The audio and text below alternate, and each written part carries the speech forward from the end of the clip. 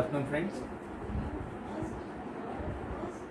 In the series of NCERT Class 10, Chapter 8, we are presently studying Introduction to Trigonometry, which is Chapter number 8, NCERT Class 10. Okay. So in previous topics or previous lectures, we had studied about trigonometric ratios and how we define them with respect to the acute angles. Okay. So in that we had learned different theorems as well as a few statements which we are going to derive or which we are going to explain with the help of an example. One of the statement into that was values of trigonometric ratios of an angle don't vary with the length of side of the triangle if the angle remains same. This is important and the key word. Okay. So if the angle remains same, means this angle is same. And their trigonometric ratios, when they remain same, the ratios of the sides, they don't change. Length of this with respect to length of this upon this upon this. If they are same, their angles will be same. This is what we are going to define, or this is what we are going to prove with the help of this example. So again, let us take the example of your NCERT book. It's example 2. It says that if angle B and angle Q are acute angles, B and Q, why they are taken acute angles? If they are obtuse angle, can they form a triangle? The answer is no. That is why they have taken these angles as acute angles, such that sine B and equal to sine Q. Sine of this angle is B is nothing but opposite side upon hypotenuse is equal to sine of Q, which is nothing but the opposite side upon hypotenuse. If these conditions are given, then what we have to prove? The angle B is nothing but equal to angle Q. So we go step by step. First, we have to observe these triangles. Are these triangles of an equal area, or are these triangles lengths are equal? The answer is no. Okay. So this is where we can connect with our previous theory part, is that if the angles remain same, the lengths of the sides ratios, they remain equal to each other. This is in confirmation with the sentence what I have written here. Okay.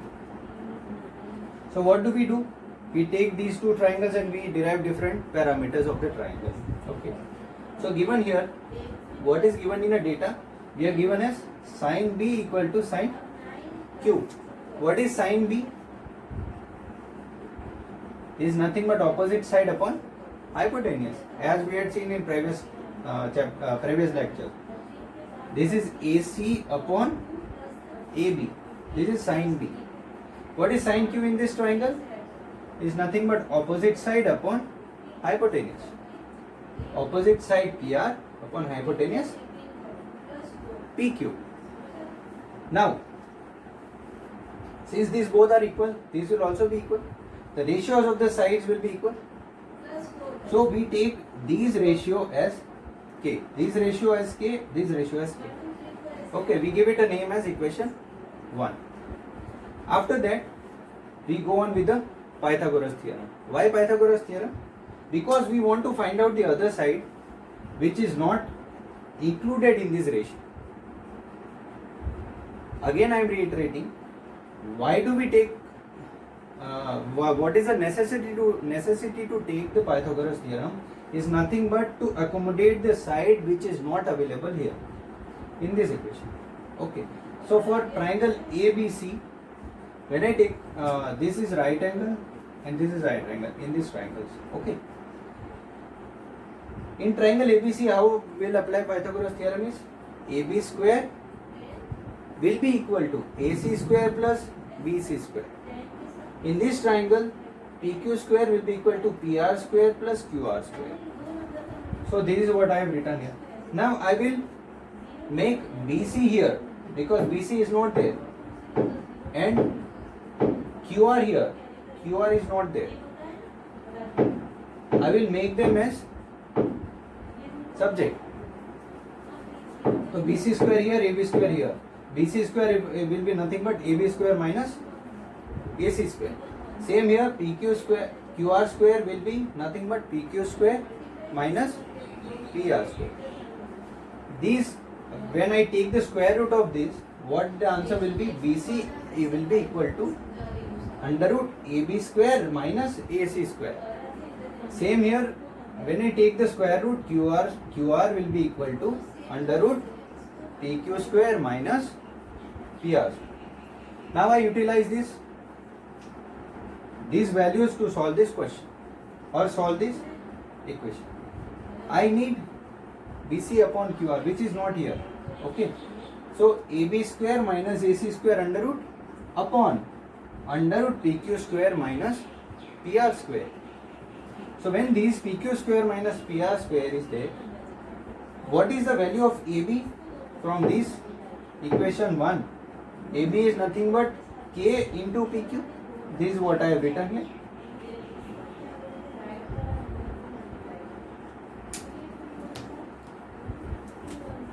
This is what I have written here. Next, what is AC?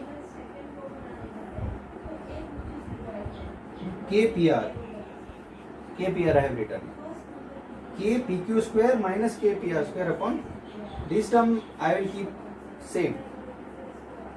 For this, next K square PQ square minus K square PR square upon under root of PQ square minus PR square will be equal to BC upon QR. Solving this further, we'll get this K square as common and PQ square minus PR square will remain in the bracket. So when we go further, K will come out and the square root of is what? K. So when it comes out, it will be K. K under root PQ square minus PR square upon PQ square minus PR square. These two terms are same. We can cut them down. Now the value remains is this K. So ultimately what is this K? BC upon QR. It is nothing but BC upon QR. This ratio has come out as K.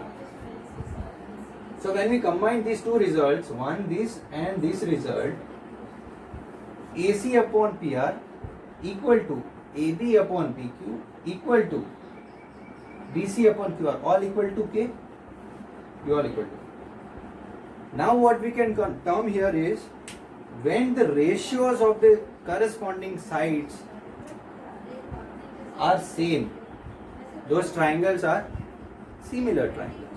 So when those similar triangles are compared together, their corresponding angles, this angle and this angle, this angle, this angle, and this is already 90, so there is no need to compare here. This angle and this angle, this angle, this angle will be equal. So from here, when we take the ratios, that is AC upon PR equal to BC upon QR equal to AB upon PQ. These ratios come as same. Hence what we can say, when these ratios are equal, the angles will also be equal. Hence we can say angle B will be equal to angle Q. So what the theorem we had learned here is taken as, is proved here as an equal.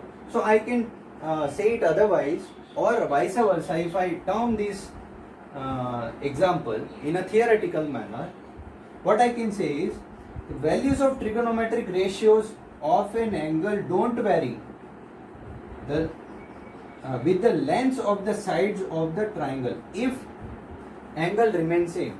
Here angle remains same. The trigonometric ratios, angle B and angle Q, angle B and angle Q. In place of angle B and angle Q, I could have taken angle A and angle P. Sine A equal to sine P I would have taken. In that case, angle P would have been equal to angle A. And likewise, for right angles also it can be proved. So this is how I can cross check this theorem with the help of this example. So this is all from this chapter, from this lecture. Stay connected, keep learning. Thank you so much. If you have any doubts or any queries, you can always put it in the comment box. And along with this, if you have any doubts other than the topics which are going here in the lecture, you can also put them on comment box. We'll do the needful to clarify your doubts as early as possible. Thank you so much. Stay connected, keep learning. Bye.